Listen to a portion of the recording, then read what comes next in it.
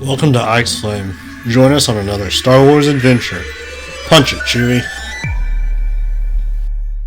Hello. Hope you guys are doing well this week. This is another episode of Ike's Flame, and we are going to be we got another character to talk about this week that is in the era of Rise of the Empire type of era, and so we'll get into that in a second. But before we get there, I want to just kind of this is only the second week we're going, so if this is the first time you're catching our show, that's great. And I'm Ike. I'm the host, so you'll be hearing me. And then what I'm trying to do here, what I want to do, is just explore the Star Wars universe. So for the first little while, we're going to do character kind of reviews / reviews isn't the best one, but just dive into the stories of different characters and do deep dives, and that's what we're kind of looking at here for a while. And I explained this in the last episode, but we are so each month how I'm going to have this set up is each month we're going to have kind of a theme for the month for the characters that we pull from and within the Star Wars universe. So as I mentioned, this week we're looking at another character in the Rise of the Empire. So this kind of era of after Order 66, kind of during Order 66 to before what we would know as the original Star Wars movie, A New Hope, Episode 4, and that sort of thing. So, so I'm glad you guys are with us. I'm excited to dive into another character today and do a deep dive, learn more about her.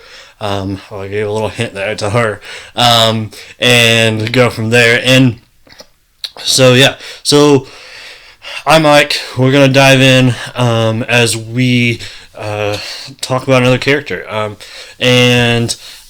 So this week we are going to be diving into a character I teased a little bit last week, that we were going to have a character that is very, what we're going to use, I don't remember what I used last week, very crucial to the destruction of the first Death Star. There's a Death Star that we see destroyed in episode 4, A New Hope, and so they're very crucial in that and has a very direct storyline to that. And so the character we're looking at this week, and I think she's a very awesome character and very just a fun character, and so we're going to dive into, and who we're talking about this week is Jyn Erso. So you guys may or may not be familiar with who Jyn Erso is. Jyn Erso is a female human, and her homeworld is Vault, and that is not a planet that I'm super familiar with, so I don't know much about her homeworld per se, but that is homeworld. And excuse me, she was born 21 years before the Battle of Yavin, and as we'll get to later, she died the same year as the Battle of Yavin. So, but before we get there, so Jyn has a very interesting story and a kind of how she comes very much full circle from Empire to non-Empire to not really wanting to recognize the fight against the Empire with the rebels to becoming sold in to be a rebel.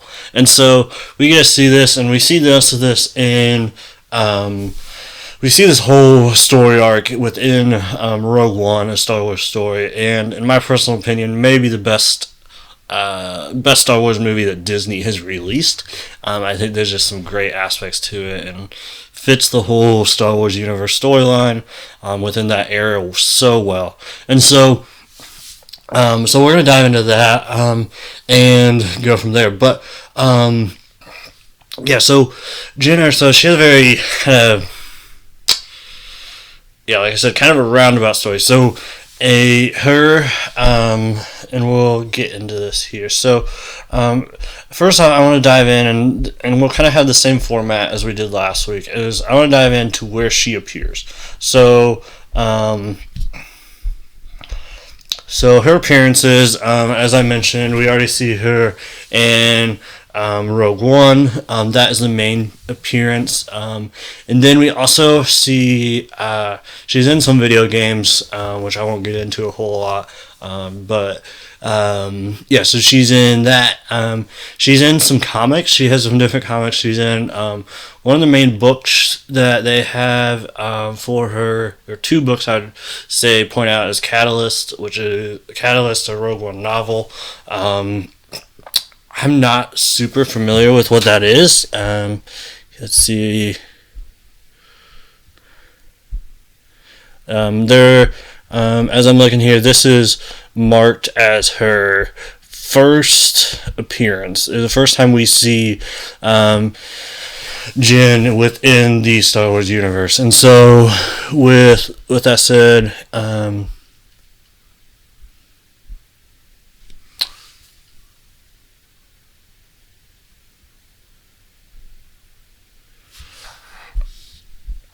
I have not read this book, so that's probably the reason I'm trying to look at this. And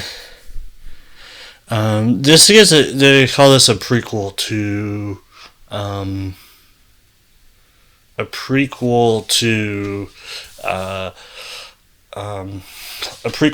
a Rogue One, a Star Wars story. And so I think it probably dives into more of her childhood, which we'll kind of look at a little bit.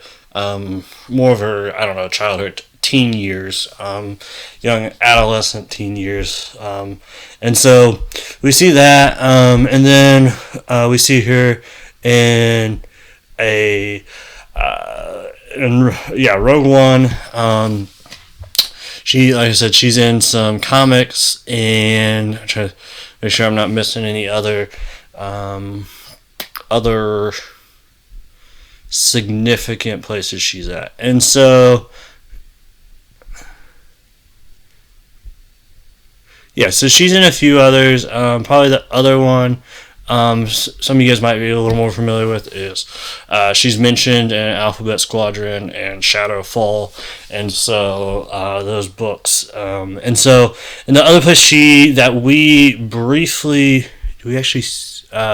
we hear her voice in Star Wars Rebels and the episode World Between Worlds. This is where Ezra goes. Ezra's trying to they're trying to stop the Emperor from getting into the temple on the Jedi temple on Lothal.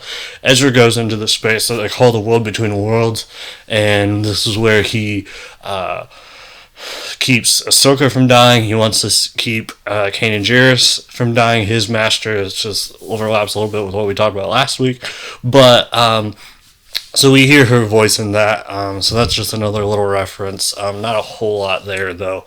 And so the main place we see is Solo Star Wars Story, and we also get, I would recommend reading a little bit I know about Catalyst, a Rogue One novel, which is kind of a prequel to that.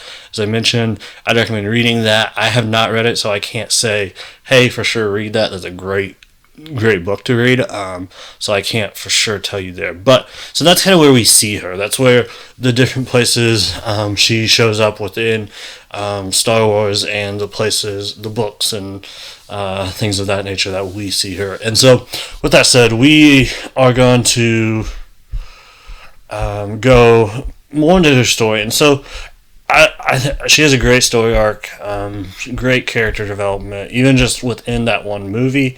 And so we see that, Jyn Erso, she's the daughter of Galen and Lyra Erso. And so Galen is a Imperial science officer, and we always so that's kind of where the Rogue One begins. And so we have Galen, her dad is a Imperial science officer, and he has past in the past worked for the Empire even before I think Jyn was born, and I don't know 100% sure because I know when there's plans for the Death Star prior to this is a little bit of me just kind of exploring and I don't. This may not be completely accurate. This what I'm about to say, but that there is some aspects of where Galen is potentially even working. I don't know if you would unintentionally know it for the Separatists to create the Death Star, and so we don't really know when he was employed to start working and becomes Imperial Science Officer because we see different aspects within Clone Wars TV show, and also I don't think it's necessarily you see anything in Revenge of the Sith, but I know for sure you see a data chip or data something or other that we see a demographic or what's the word I'm looking for, a hollow image of what ends up becoming the Death Star, and so that's kind of where we see this, and so we that's kind of where this story starts. Jyn's story starts, and so Galen is this, and so once Galen starts to have a family, he decides he wants to lead the Empire, so he goes to, I'm not exactly sure, some sort of farming, not moisture farming, as some of us are familiar with on Tatooine, but some farming. Now that I think about it, I'm wondering her homeward vault. I'm wondering if that is the place. No, I don't remember now. I don't think it is off the top of my head, but I was about to say I wonder if that was the world we see Jyn and her parents on at the very beginning of Road One, but I don't think it is. So, anyways, so he has left. He's gone to farming on a kind of a remote world. It's just Galen, Jyn, and Lyra, Jyn's mom, and they are farming and living life and kind of just trying to get away and do their own thing and not be controlled by the Empire. And so we see at this point Director Krennic, who is part of the Imperial Science Division and definitely has a leading part. I think he is actually the main Imperial scientist leading Imperial officer that is leading the charge to build the Death Star, the first Death Star. And so as we see this, he comes to recruit Galen back to become an Imperial Science Officer and to help finish the Death Star. Krennic says that they've come to a halt basically, and they need his help to finish it. And so, and when they come, Krennic comes with, we see Death Troopers, and if you guys don't know what a Death Trooper is, look it up. They're super cool looking, all black, and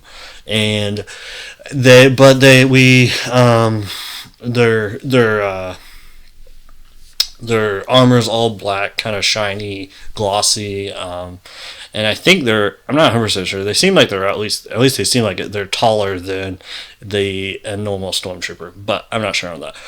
Anyways, but we see where Director Krennic is basically forcing Jyn Erso to come back and finish, and so at this point, this is really where we start to see Jyn.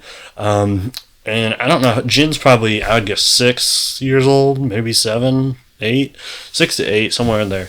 And they have a plan for this whole thing when they do come back. And so, because Galen has a hunch that they're eventually going to come back, try to force him to be a part of the Empire and finish the Death Star. And so they take off, and so they start to play out this plan. Jyn goes into hiding.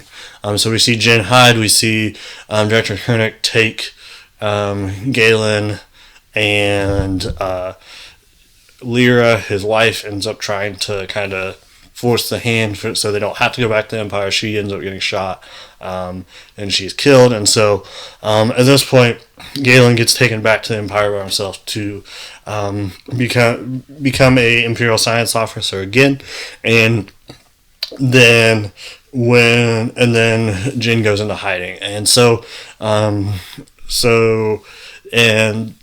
they don't find Jyn. Director Krennic and the Death Troopers, they don't find Jyn. Jyn stays on her own, goes her own way, and we'll get to that in a second. But I always thought one thing is funny when first did not realize this when. Makes sense. So initially, when I always heard them say Imperial Science Officer in Rogue One, I thought they were saying Imperial Size Officer, so like SIZE, so like big. I don't know why. It sounded like that to me, but then I was like, that never makes any sense. But anyways, so Imperial Science Officer is what they're actually saying.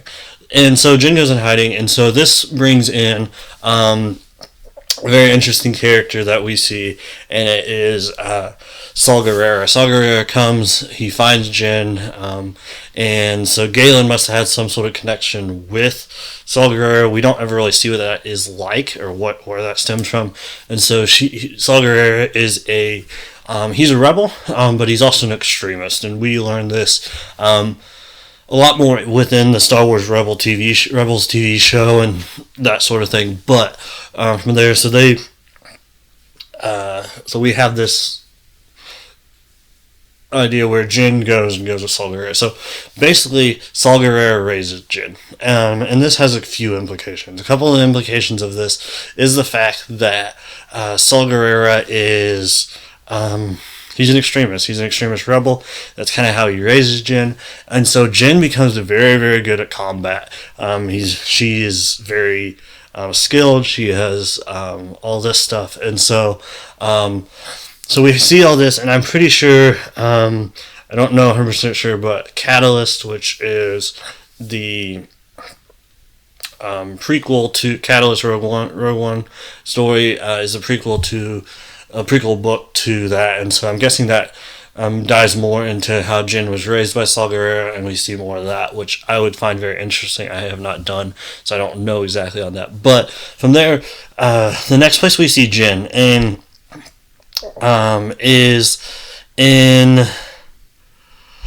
she is in an Imperial camp, and we see her in a Imperial transport, and she's doing working as a slave, basically, in a prison camp. And so but the rebels want her so they can try to get a hold of her, so trying to get a hold of Jyn so she can get a hold of her dad. They can figure out what's going on, because they know Galen, the rebels, Mon Mothma and Mon Mothma, Princess Leia would be involved in it at this time, and Bail Organa. They would all have this, know that Galen is involved, so they think if they can get a hold of Jyn, they can figure out where Galen's at and hopefully stop the Death Star, because they know something is being built. And so, with that said, this is where we get the introduction of K2SO, which I love K2SO. We won't get into him too much, but he's just funny and kind of has dry humor, but it's good stuff. So Jyn is taken back to the Rebel base at this point after she's been broken out of the Imperial prison camp, and she doesn't get the whole thing. She's kind of like, well, if it doesn't affect me. If I just do my thing, go on my own way, the Empire doesn't affect me. She doesn't get the whole Empire's oppression of the galaxy at this point. She's kind of like, yeah, whatever.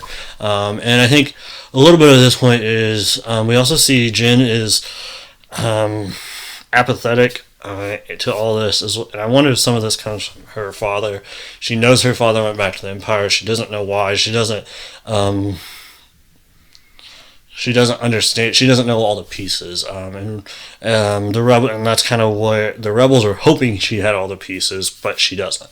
And so she goes on an adventure from here. And so I love this next aspect, and this is they go to from here. This is where she ends up working with Cassian Andor, and we get we learn a little bit about Cassian, and they go to a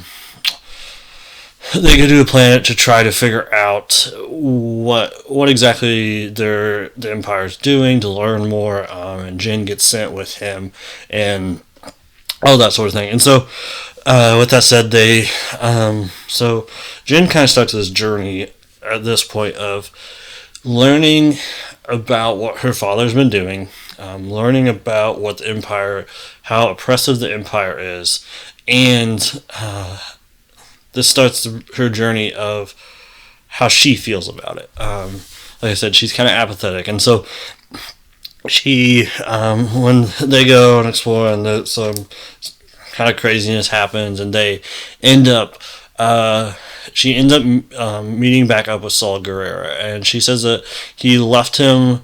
Saul Guerrero left Jyn, and to kind of save her, and Jin's upset with Saul Guerrero, and we have this whole interaction. And so at the same time, Saul Guerrero from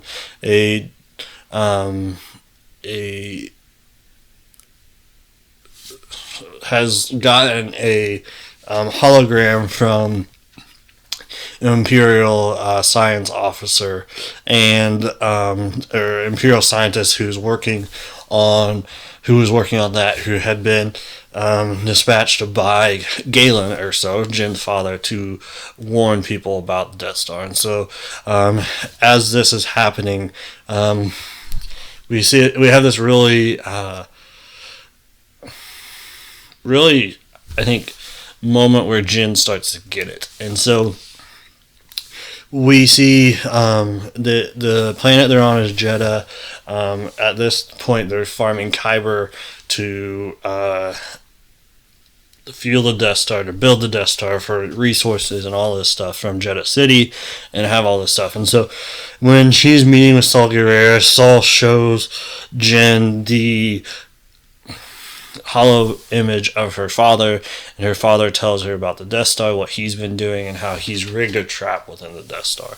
And so, with that said, from there we go to just this. Yeah, we see Jyn. She breaks down. She falls on her knees. She starts crying. She starts to get what her father's doing. And I gotta think in this moment she forgives her father a little bit, and also a little bit is upset with her father for not having contact with her until now, and all this sort of stuff. And so at this point she gets it. And at the same time this is happening, they do a testing on the Death Star. Director Krennic does with, we see Grand Moff Tarkin, and so they blow up Jeddah City, and which also in turn blows up where Jin's at with Saul Guerrero, which is outside the city a little ways.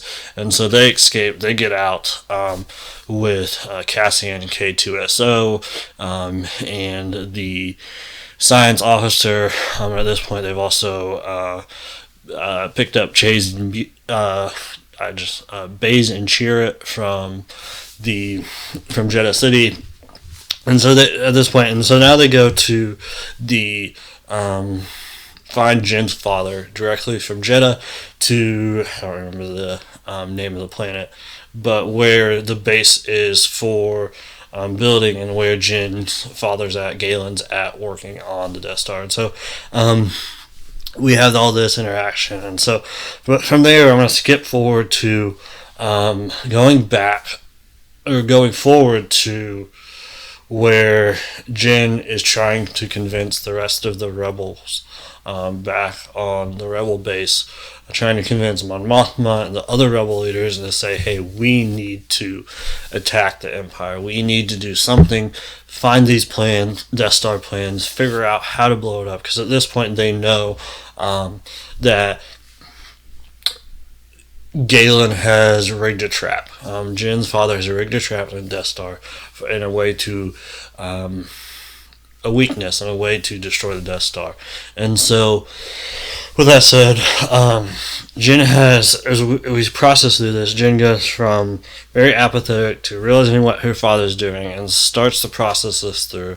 And we see some of this on the ship as they are leaving Jeddah and going to find her father and all this. And so, her father ends up dying in the midst of a rebel bombing on the planet that he is on, and so her father's gone. They can't get to him, Galen.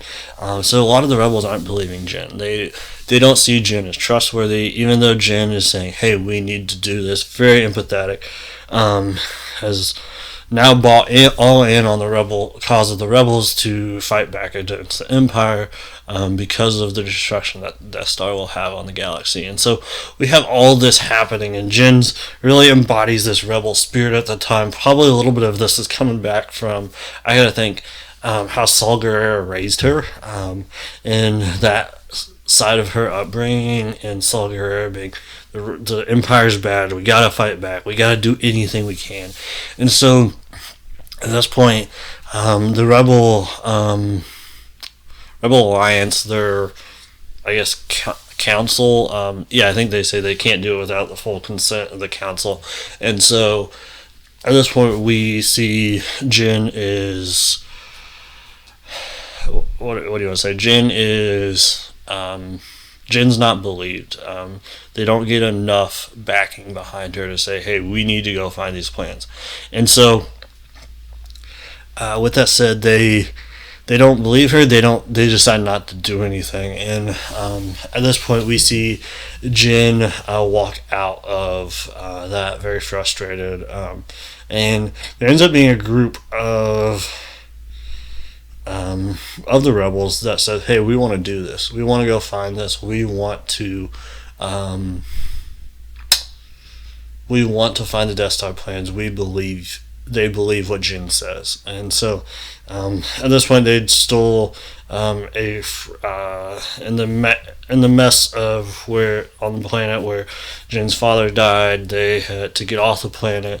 They stole a Imperial transport shuttle, not a transport shuttle, but a equipment type shuttle that does repair shuttle, like that type of things. And so they'd stolen one to get off the planet, so they have that one on the rebel base. So they load up, they take off, and there's probably like 30, 40 of them, 30 maybe, I don't know how many fit in that ship, but they have it jam-packed. They go without authorization, and so they go to Scarif to find the plans, and you go through all this, and I think the Battle of Scarif is one of the coolest battles I think we see in Star Wars. I could watch it all day. It's a fun battle to watch. But so Castian and Jyn go in. Those are the main two in K2SO. They go into the Imperial base on Scarif to find the plans, while the other rebels that came with them distract them. And so, a lot of you guys know this, and I think as we get to the point where they're trying to find the plans, they get into the vault where the plans are. I think this is another cool kind of hint to what her father had always planned, what her father was doing, even though he was gone at this point, and trying to really, in a lot of ways, Jyn Erso is a rebel, even though he's in the Imperial ranks, and even though he's an Imperial scientist, and all these sorts of things. They're trying to find it. They don't know what the name of the planes are, so it's kind of a guessing game. And they come across a file that says Stardust. And at that point, Jyn knows that is the Death Star plans. And the reason that she knows that is because that is what her father would call her when she was little. And so, I mean, I gotta imagine that might have been the first time that she hears that. Actually, it's not the first time, because Jyn heard that when in the hologram that her father sent over, and so we see that. But with that said, though, we have this would be the second time where she really understands that and takes that in, and we see that Stardust is the name of the file for the Death Star, which is really cool. They get it, they transmit it. They don't want the plans to get off. The Empire does off of Scarif, and so they actually end up destroying Scarif and the. I don't know if they actually blow up the whole planet or they just destroy the Imperial base on Scarif to try to keep everything. But Jyn and Cassian get it off, get it transmitted off with the rest of the Rebel help, and the Rebel fleet ends up showing up as well to help out. And but Jyn and Cassian don't get off the planet, so they are killed within the explosion that the Death Star creates when it blows up the Rebel base. And so, at this point, we see the transmissions get, and then it goes to leads right up to Episode 4, where the Princess Leia is receiving the transmissions from. She gets handed the Death Star plans, which were transmitted from Scarif and that sort of thing. And so leads right up to that. And so Jyn is this very crucial piece, and I think I love Jyn's story and how she goes from very apathetic about the Empire to this all-in rebel that she doesn't care if she dies. She doesn't care if things go really bad. She wants to help, and she understands that her father sacrificed his life to give her a better life, and she understands she can do the same for others. And so I just that whole picture is awesome. And so I think that is, and this is kind of a sidetrack, and I think Jyn is a great example of people in the galaxy that just saw, hey, let's just survive while the Empire's here. Yeah, it might not be great, but it could be worse, type of a thing. And I know the one quote from Rogue One that she's like, she tells Saw Gerrera about the impression. She's like, well, it's not a problem if you don't look up. And she's talking about looking up to see the Imperial flag reign. And so this idea of like, we see a lot of that, and it's just this idea of like, let's scatter, let's do our best to survive.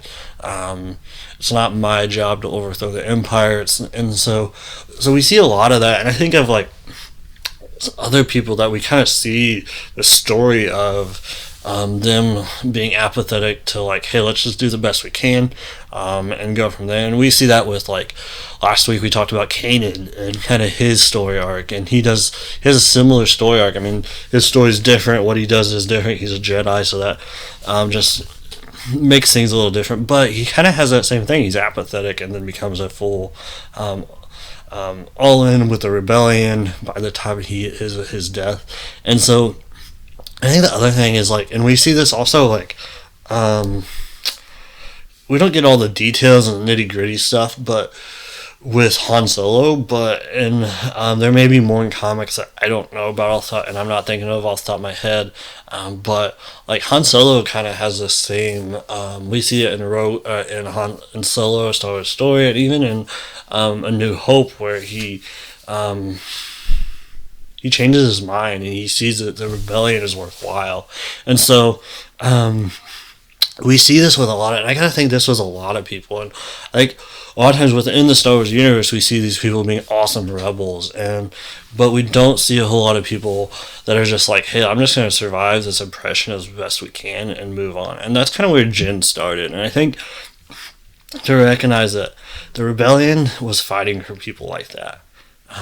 The rebellion was not just to say, hey, we want to overthrow the Empire, we want we know they're evil, and that Palpatine and Vader and all this is evil, and that what they've created is evil, but it's for the people. And I think from all the different planets, and I think that's like a very crucial thing within the Star Wars that we don't always get highlighted a lot, but it's average Joe people that are being fought for. And I think we see this even more within the group that goes to Scarif initially with Cassian and Jyn. A lot of those guys, I'm thinking, are just average Joes that joined the rebellion. They were farmers, they were engineers, they were, some of them might have had families they lost, all these sorts of things. And I think we just see that. And I also think of like within Star Wars Rebels, the TV show, we see like, some of the 501st, the clones, that are, they're just kind of doing their own thing. They're trying to survive. They're not having anything to do with the Empire. They're staying as far away from the Empire as they can, but surviving. And they don't, but they eventually get brought into like, hey, how can we join the rebellion? And I think that's really how all that happened. It's average Joes that started. Not all of them. I mean, we have Mon Mothma and Bail Organa and Princess Leia and all these people who are more privileged. They're senators. We see, obviously Luke has the hereditary, Luke Skywalker has the hereditary side of things, but there's also a lot of, excuse me guys, got a drink of water here, but we see all these sorts of just average Joe people, and I think that's one thing I've loved as they've opened up the Star Wars universes. We just see people like Jyn, who's not a Force user. We just see even Jyn Erso, her father's story of how he did the best he could with the circumstances he had.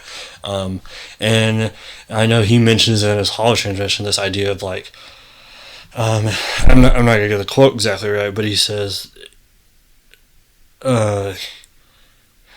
he figured out they would eventually build the Death Star without him, and probably kill him if he resisted. And so he says he made himself expendable and did what he had to do and created the trap within the Death Star so that it could be destroyed and that sort of thing. And so I think it's just like, even Galen has somewhat of he's just an average Joe doing his job, engineer, and doing what he can, and he sees the importance. I think that's one thing we haven't always seen in Star Wars, but that has been expanded on more recently. And so I just think it's cool to see that, see what happens, and what average Joe people are doing, and things like that. And so within the craziness of the wider story of the galaxy, what is happening. And so anyways, that's part of the reason I love Jyn's story. I'll come and rant in here a little bit, but she's in a lot of ways just an average Joe, average Jane, that she initially isn't anything special. Yeah, she's an Imperial science officer's daughter, but there's probably a lot of Imperial science officers. So it wasn't like she was anything special, but because of the circumstances she was in, she took advantage of it. And even though it took a little while to come around to it, and had a lot of influence from her father within that as well, I think it's just fun. And so it's fun to see that, and see those stories as well. And so with that said, I think we're going to wrap up here for today, but I love Jyn's story. She has fun story arc. We get to see a little bit more of just a person who's trying to figure out what to do with the Empire. What does the Empire mean for their lives? How does their impression affect them?